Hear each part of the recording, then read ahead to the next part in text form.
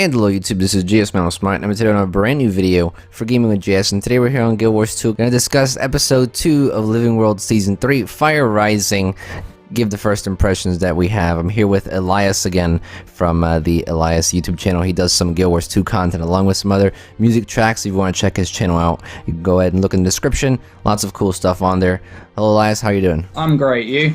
Doing pretty good. What do you think of the patch? Pretty good, right? Oh yeah, I mean, I also saw recently that they're perhaps going to do a map per episode, which I think is really awesome. I think they're really pushing the boat out with these updates, and I'm really excited to see what's going to happen next. Right, and like I said in one of my previous videos, as long as they can hold the high quality bar up as they are doing right now, because this patch and this episode was just as high quality as the last one was. We saw a lot of neat little lore things involved, a lot of connections to Guild Wars 1 again. We had a lot of character interaction, character development. There were a lot of funny little bits in it also that made me chuckle, and it was just really well done. And if they can hold that bar up, as long as they do that, then if they can do a map per episode, that'd be really awesome.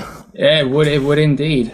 In fact, I mean, it's quite amazing because I think a lot of people forget how much work needs to go into these episodes. I mean, you need voice actors for many different languages. You need the art teams. You need the modelers. There's so much stuff that goes into these patches, and I think a lot of people forget that. Alright, so we're going to go ahead and start off with, just like the last summary video that I did, we're going to sort of summarize the story, sort of give our thoughts and speculation of what could possibly happen, what all this could mean.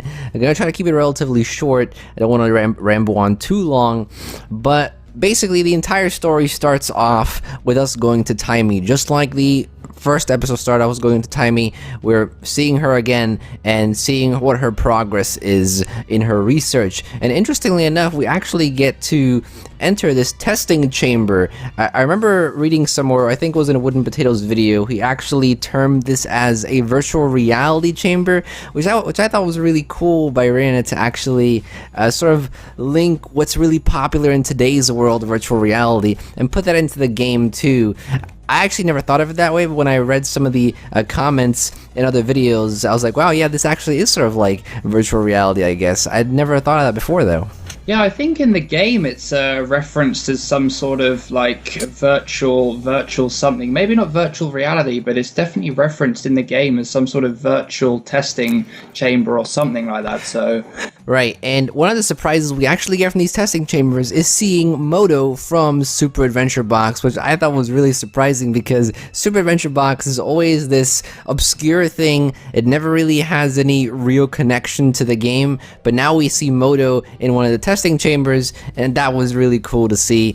And along with that, I guess I'm not sure if we're actually fighting things to prepare for the Fire Island chain map Ember Bay.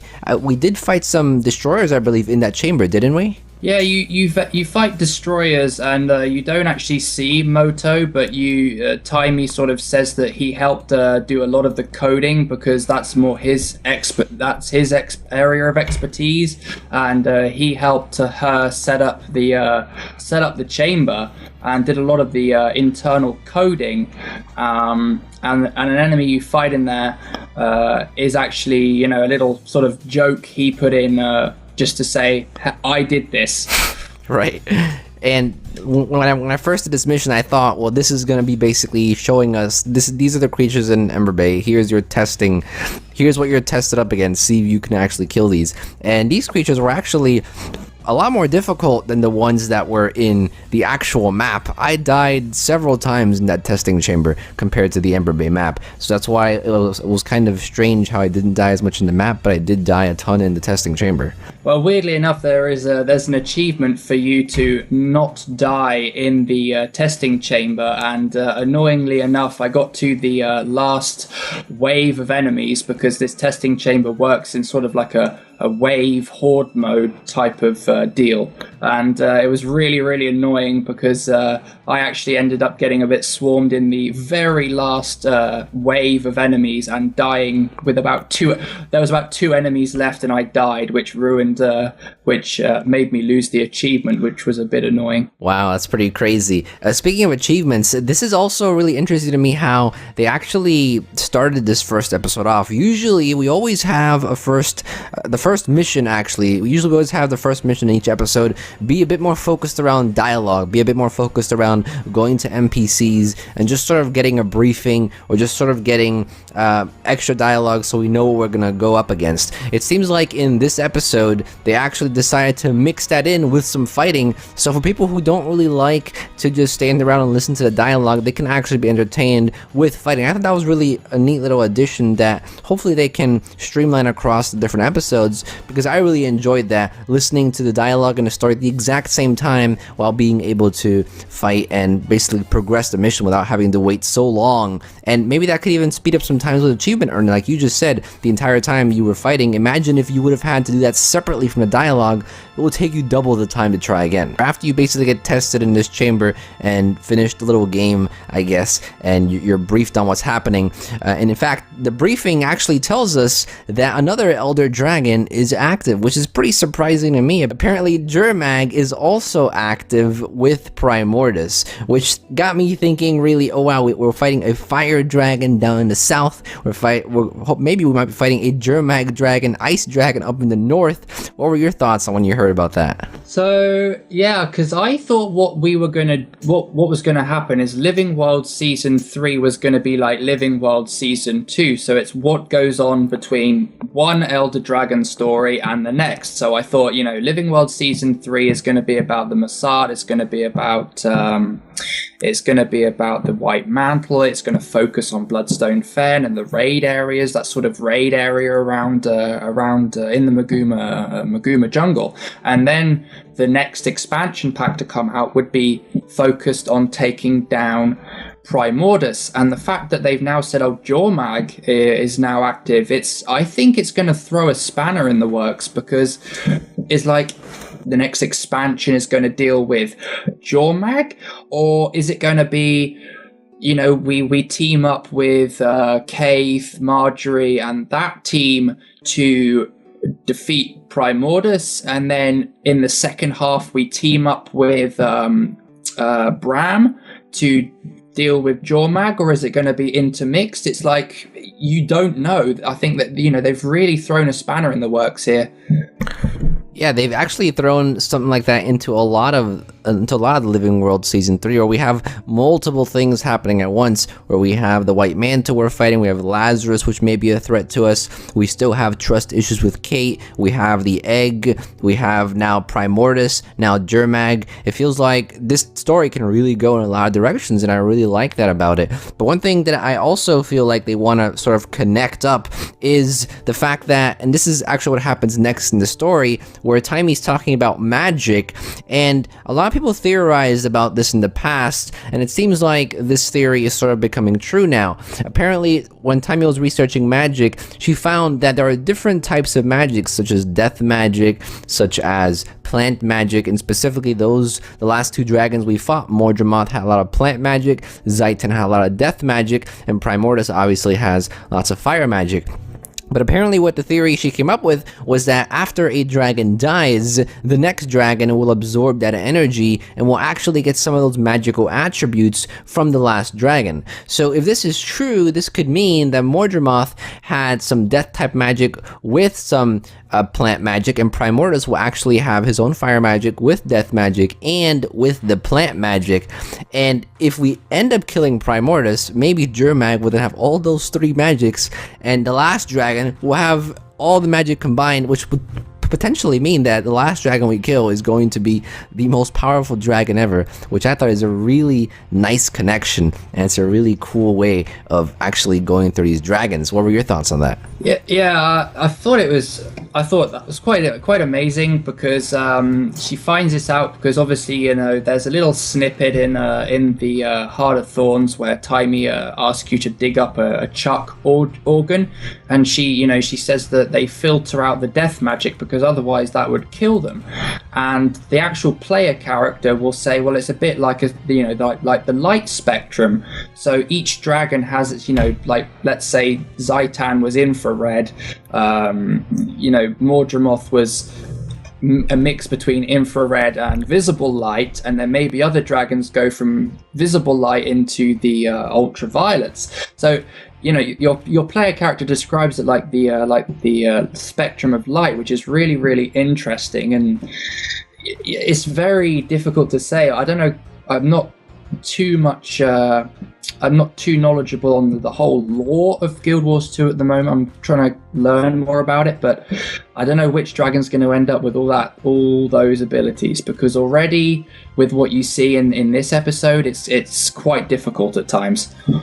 Well, it may be the deep sea dragon that no one's ever known about, and Taimi apparently knows the name of it, which, cringingly enough, no one really knows the name. I don't know why Ariana did decide to put that little line in there where she feels like she knows the name of it, but no one ever really knows the name. But if I had to guess, the deep sea dragon will probably absorb all this magic, because it is the unknown mystery dragon that no one knows much about. So it makes sense that, hey, this big badass guy comes up, he has all this magic, he'll be the hardest to kill. Alright, so from there on, we basically, the instance basically ends almost, and we're faced with Redlock once again. And if you played the previous episodes, and if you played Heart of Thorns, we knew that Redlock had gone missing in the mists, and he had come back with new powers, which is the Revenant powers, which actually sort of influence the new class that we have. Now, in between that time frame, he wasn't really talking to the Black Citadel. He didn't really give any answers where he was. He didn't really explain his powers, and apparently the Black Citadel aren't very happy. Yeah, aren't very happy about the mysteries he's keeping from everyone. So they basically come visit him, and they tell him that you have to come with us. You haven't been following orders. You haven't been cooperating. So we need you to come with us. And pretty funny little scene they added there. Those are one of the scenes that made me laugh a lot, where we had the general, and we had one of the other soldiers who looked up to Redlock like he was some kind of hero, but they still needed to take him in. But that's basically what happens next, and I'm not sure why I decided to just now take Redlock in. But do you know anything about the Sohathan sword? Yeah, so for those of you who don't know, Redlock is trying to cleanse the curse that is keeping the Ascalonian ghosts around Ascalon, and he gets both swords, or gets his sword, and uses it to try and cleanse the curse, but something happens and it gets sucked into the mist, so he goes in after it, and that's what we think is the end of him. We don't know if he's dead, we don't know if he's ever going to come back, and then of course he makes his comeback in Heart of Thorns with his sword, but with the whole Revenant set of abilities, magic. So yeah, and then of course the Black Citadel was like, we need you to explain it, and he's like, oh, they don't really care, etc, etc, etc. And then now these two Iron Legion come looking for him, because they're like, no, you're not a tribune anymore. Your rank has been ripped from you because you've been ignoring. You're just like a simple soldier, you're a simple citizen now. So I don't know quite what's going to happen and why they did that, but I reckon they're not stupid. They've definitely planned something for Redlock in the future.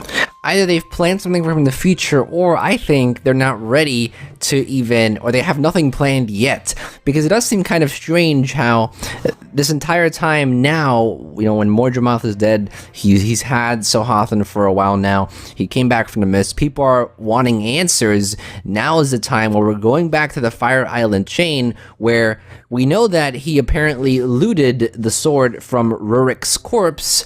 Well, shouldn't we be getting the answers now from the Fire Island chain? But coincidentally enough, as we go to the Fire Island chain, he's not going to be with us, and he gets sent off to the Black Citadel. So I feel like they either have something planned that's really epic, or they have nothing planned and they're still working on it, and this was basically a way for them to buy more time to come up with a way to explain how he got this sword. Because it would only make sense that we get some answers from the Fire Island chain if he was there with us. Now that you said that, that makes perfect sense. Maybe they don't know quite how to, put into the game just what happened with Redlock in his past and stuff. So maybe they've removed him for the meanwhile, while they decide on what to do or how to code it in, so to speak.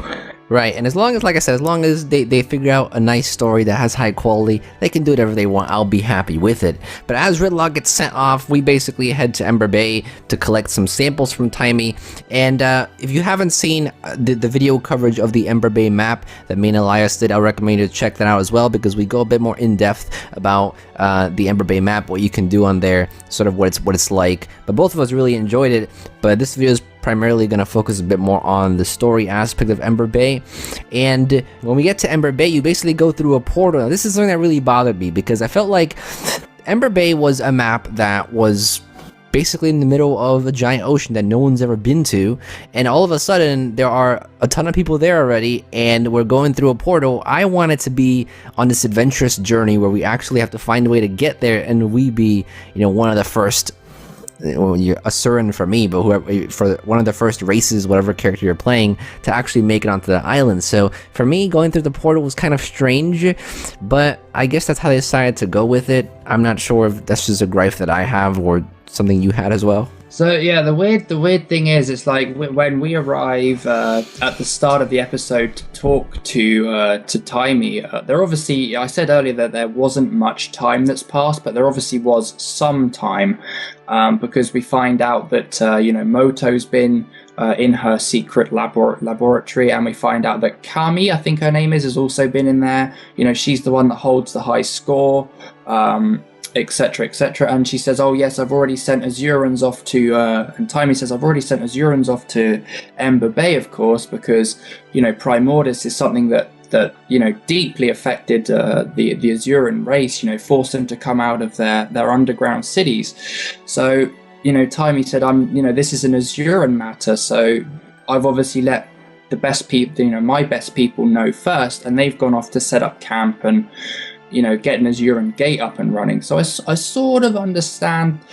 Maybe they've cheekily done that, or said it like that, or worded it like that, so that, or made us think like that, so that there's an excuse to have an Azuran gate there and Azurans. So I do sort of understand it, but I can understand your point of view, because a lot of people are also expecting that we'd travel there on some weird form of travel, like an airship or a boat or something. And, it's a bit boring to just go there via an Azuran gate and have waypoints, because most people thought that the new mastery was because there were no waypoints, but there are waypoints, which sort of, I think that did actually not upset, but maybe disappointed some people. That's kind of my thought process as well. I'm one of those people that thought it'd be more barren and not as populated. But if you take a look at how the story is and how Timey has these researchers there, it does make sense, so it's not too big of an issue. But when we get to Ember Bay, we're basically finding out, we're talking to the researchers, we're finding out there's a lot of seismic activity in the region, and we have to find a way to understand this activity and sort of control it. And what happens is that we end up finding these devices across, these little structures, artifacts is what I think they're called, artifacts across the map, that we have no idea what they are, but the script in the area do know about these artifacts, and they actually know about someone called Rockface that can tell us about these artifacts and what we actually have to do with them to control the seismic activity. So we end up going to this dwarf, and this was something that surprised me a lot, because dwarfs were never, really, I'm wrong. Yep, in Living World Season 2, the very final episode, you actually go into a special part of the Derman Priory, into their undergallery, and there is a dwarf living in the undergallery of the Derman Priory. Oh yes, I remember that now. I completely forgot about that dwarf. Wow. Yeah, so right. The second time. Right, the second time. So very rarely have we seen any dwarves. And even I remember the first time I saw the dwarf in the area you just mentioned, I didn't pay much attention to it because I think I was still fairly new to Guild Wars. I was just spamming through all the Living World seasons, not even reading much about it. So that's probably why I forgot about it. But even so, though, it's surprising to me that we see another dwarf in this area. And there's actually some pretty neat dialogue. If you talk to Rockface, he actually tells you a bit about the race, and he actually tells you that there were other dwarves in the area of the Fire Island chain, and their job was basically to control the seismic activity in Ember Bay so it doesn't explode. In fact, he says that if this is not controlled, the explosion can actually wipe out half of Tyria. And it was the dwarf's job to basically control it, and now he's the last dwarf in the area. We get to talk to him, and he tells us how to control these artifacts, which will be sent off to find and actually activate. Yeah, so now that I've sort of remembered myself about the Dwarf in Living World Season 2, this might actually bring up another sort of subplot, because I'm pretty sure the Dwarf in the Derman Priory actually thinks he's the last of his race, because he's like 300 or 400 years old or something ridiculous, and I'm pretty sure he says he's the last living dwarf. So if we find out that there is actually dwarves alive on Ember Bay, that could make some sort of subplot there. While we're on this journey to find these artifacts, one of these artifacts is actually near a Mossad Stronghold. Now, this is something that a lot of people who play Guild Wars 1, including myself, who's very curious about the lore, were looking forward to, because if you remember clearly from Guild Wars 1, Fire Island chain area, this was where a lot of the Mossads were, a lot of the strongholds were, a lot of the structures were, and a lot of us came into this episode thinking that we would see a lot of these structures and strongholds in the Ember Bay map still. Now maybe all these strongholds and structures are in a different map of the Fire Island chain, and maybe they'll showcase that. But still, it was kind of strange that there was only one stronghold in the area, one major stronghold, and it was sort of just put in the top left corner region of the map, and that was basically it. That was the major Mossad Stronghold and structure that we had. It was sort of weird. I would have expected there'll be a bit more Mossad architecture across the map. But what there is a lot in this area is lots of lore about the Mossad. In fact, if you're doing the, I think it was the tablet collection, correct? The Mossad tablets, that's what the collection is? Yeah, if you're doing that collection, you actually get a lot of lore from this area. There's actually a lot of these little tablets. There's quite a few of these tablets in this specific area where you can actually read up on the lore, and that's something that was really well done, and a lot of people enjoyed that as well. Yeah, so in one part of the episode, we end up having to go to the Mossad Stronghold to turn on the device that is there, or we think is there. We're not quite sure when we get there. And we have to talk to the ghost of a captain. And he basically says that to get into the stronghold, we have to disguise ourselves as a Mossad. And we have to go around collecting 4 or 5 pieces of Mossad armor. And if you want to know what that looks like before doing the actual story, you know, ArenaNet has released the Mossad robes in the gem store, so that's what it looks like. Now, the weird thing is about this armor, I believe it's the only time in the whole of the PvE map that I've ever seen this happen. When you are wearing the armor, or when someone else is wearing the armor, they will appear as an enemy to everyone else except members of Mossad, except Mossad or the Mossad, soldiers, the Jade constructs, and the Ether Towers, which, I thought that was a really strange mechanic, but somewhat awesome at the same time. Right, but essentially, after we go to all these artifacts, we activate these artifacts, we learn from the dwarf, we go back to the dwarf, and our character is talking to the dwarf saying that we basically accomplished the task, and all of a sudden, our character becomes very hazy, and we go into some sort of vision, and the dwarf is actually fairly confused about what's happening, but as the scene continues, we actually get to see a vision of Glint's Egg in Tyria being attacked by the destroyers. What were your thoughts when you first saw Glint being attacked? Because when I saw it, I was like, okay, this must mean she's hatching, because why else would they focus on this specific event now?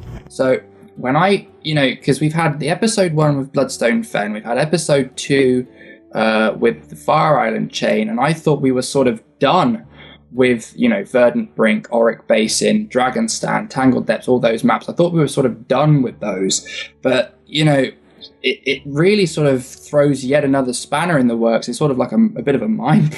At that point, I was a bit like mind blown, because it's like, where are they going to go from here? Are we going to go back to Tyria? Are we going to stay in the Fire Island chain? Are we going to go back to Bloodstone Fen? Are we going to go, or are we going to go back up to the frozen maps like Frostgorge Sound and all that lot? Where are they going to go from here? Right, there's a lot of different places they can actually go. And so interestingly enough, we go back to Tyria, which we thought we were done in, but we do go back to Tyria, and we basically check up on the egg. We have this vision that's going to get attacked. We need to get back there as quickly as possible. We get in the chamber, and the egg actually starts hatching. Now, this is a pretty sight for sore eyes scene that we get. A lot of people love this scene, how the dragon was hatching. A lot of gifs and memes made out of it. I really liked how the scene unraveled, though. But shortly after, it does turn into a defense mission, because all of a sudden the protection barriers that are protecting the egg break, and we have to kill destroyers to protect the baby dragon. Now, interestingly enough, this dragon and Glint's other dragon, Glimmer, were also both attacked by destroyers. So obviously this is a move from Primordus, and it's really showing how he doesn't like Glint's hatchling, and he wants to get rid of it very quickly. I won't be surprised if more of these protection missions come in the future, where Primordus is trying to send more of his minions to try and kill off Glint's offspring, so he doesn't need to deal with it in the future. During the mission where we're trying to protect the egg, it was a fairly easy mission, but a lot of destroyers do end up coming, where you're basically kind of overwhelmed with the amount of destroyers. All of a sudden, out of nowhere, we see Lazarus, the Mossad, come shockingly into the scene, and again, he spares us, but literally kills all the destroyers and wrecks everyone, and we're basically safe again. So the first time, he killed the White Mantle, and he kept us alive. Now the second time, he kills the destroyers, and he kept us alive. We clearly don't trust Lazarus, but for some reason, he's constantly saving our skins and being there for us, and taking care of the similar goals that we're trying to take care of. So what happens then is, we basically tell him, hey, stay away from the egg, we don't trust you yet, but he surprisingly comes up and tells us that he wants to help us kill Primordus, and that he was reborn and he wants to be a different person. No, he's not a person, he wants to be a different type of Mossad, not like he used to be, so he wants to be a good guy. I think that was probably the most surprising part of the mission, although, you said earlier that you can get overwhelmed by the destroyers.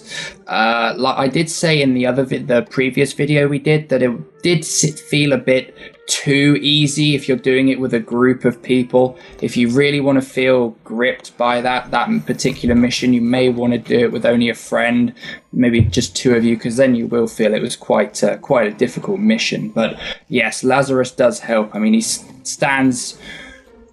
floats in the way of the enemies with his flaming aura of, I don't even know what it is. And surprisingly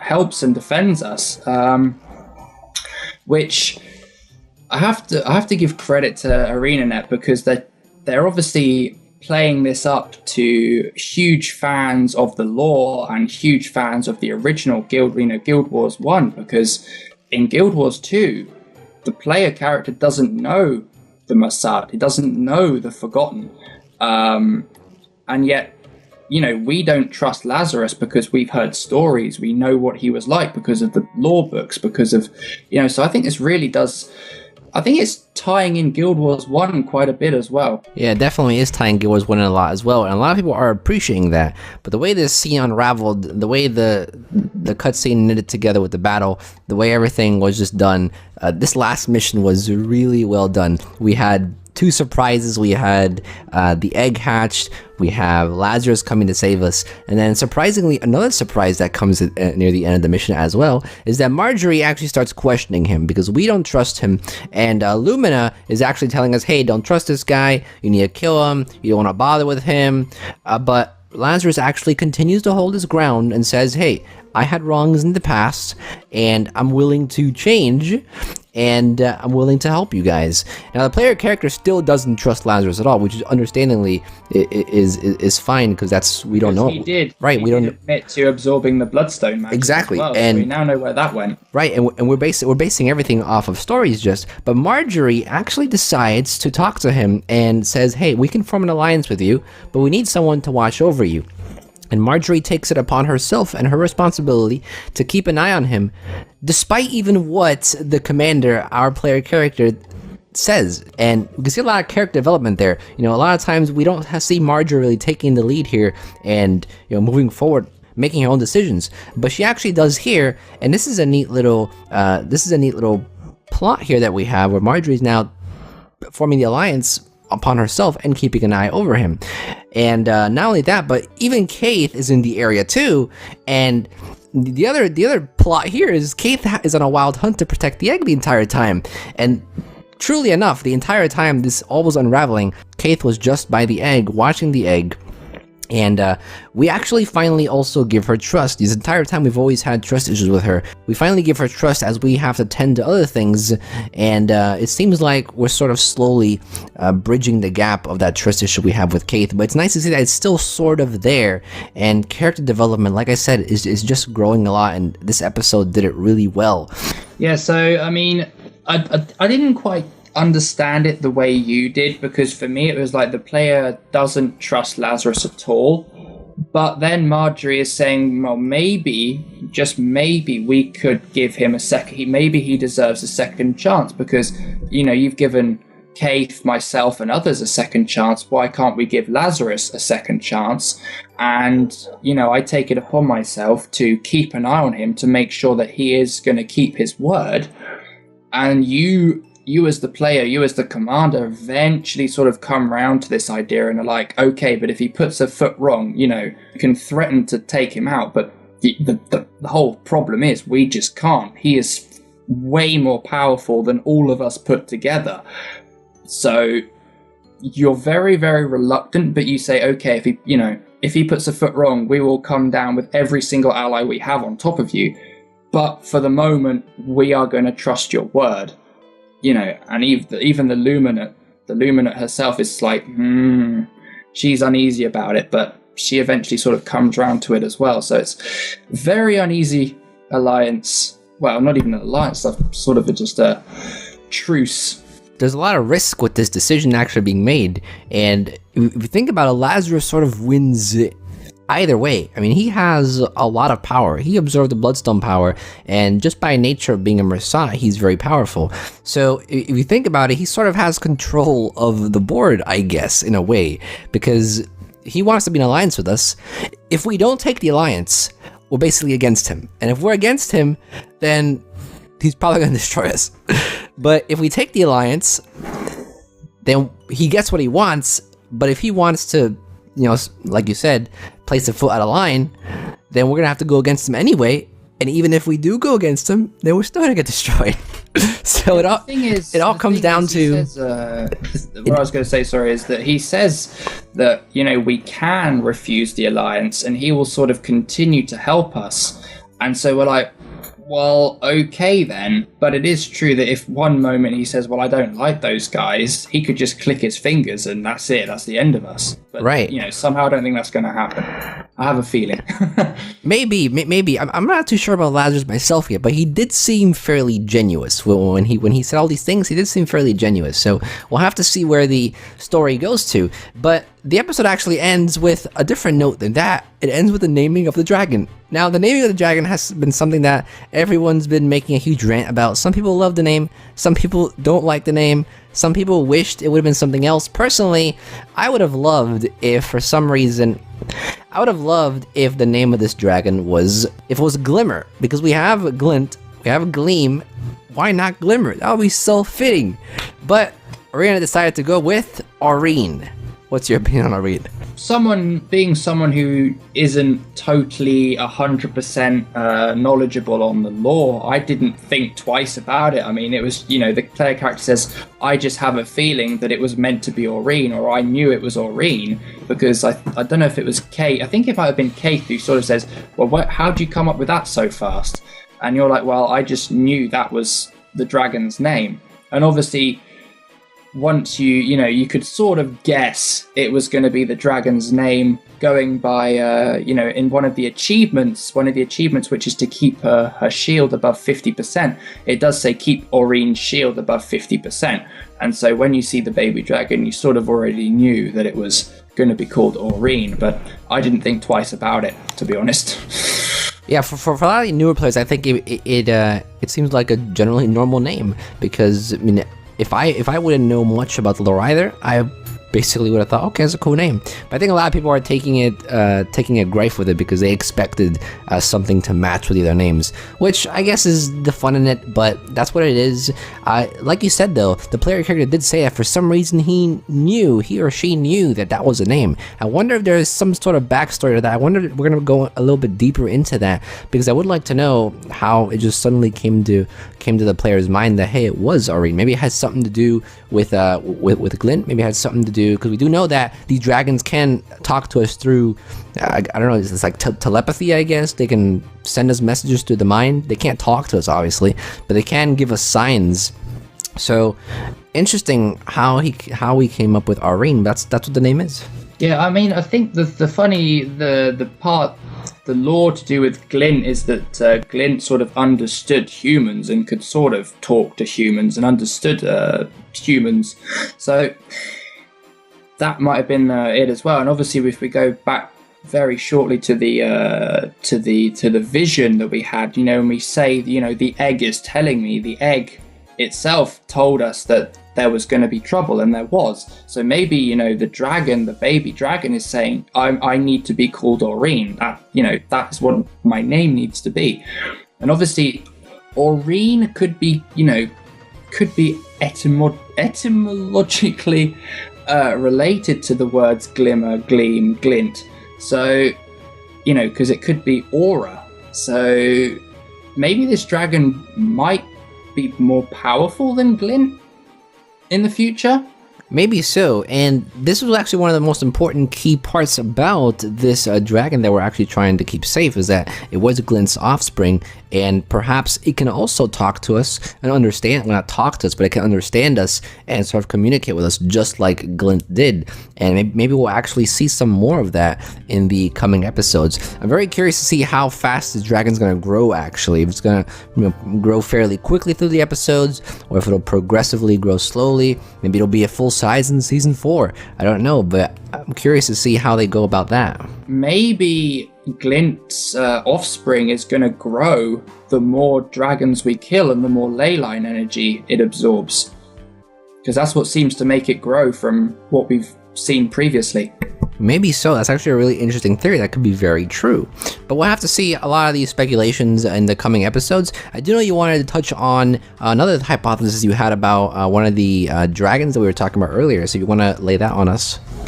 Yeah, so it's basically what I was just saying. I think that maybe, Glint's hatchling is going to absorb a lot of this energy and will be a power to be reckoned with. But I think it's going to be on our side, and then this underwater dragon, elder dragon that no one really knows about, is going to be just innately super, super strong. And we're going to have to sort of, in a manner of speaking, power up Glint's hatchling Orion with all this leyline magic from the other dragons in order to be able to rival this so-called elder dragon. Right, it's actually a really good hypothesis, and maybe then when the dragons are gone, maybe Orion will be the last elder dragon, so to speak, only the good version of it, and there won't be another dragon threat. That is if Orion ends up being good. I mean, they could very easily take this story into a completely different direction, where Orion is actually evil, and we have another elder dragon to deal with. That would be crazy. That's pretty much all we have to say about this episode. Fire Rising was a very well done episode. Really enjoyed it, just like the first episode. Really enjoyed that one as well, and it was definitely nice to have Elias here with us. Thank you for joining us, as always. Thank you for having me again. No problem. So if you liked the video, go ahead and leave a like. Go ahead and check out Elias' channel as well in the description if you'd like to do so.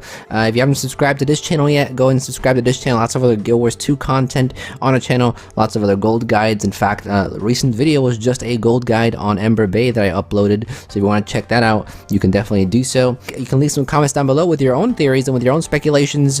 We'll definitely be down there answering any questions you have and talking with you guys as usual. I also have a Patreon page. You want to donate $1 there, you can do so. Click the card on the top right hand corner screen. It'll bring you to the page. If you want to check out the vlogging channel, tutorials channel, music channel, or the advice channel, you can do so. Click the links in the description as well as on the end card. And that's pretty much it. Thank you for watching as always. And this is GS Mouse Smart. And I'll be back sooner than you think.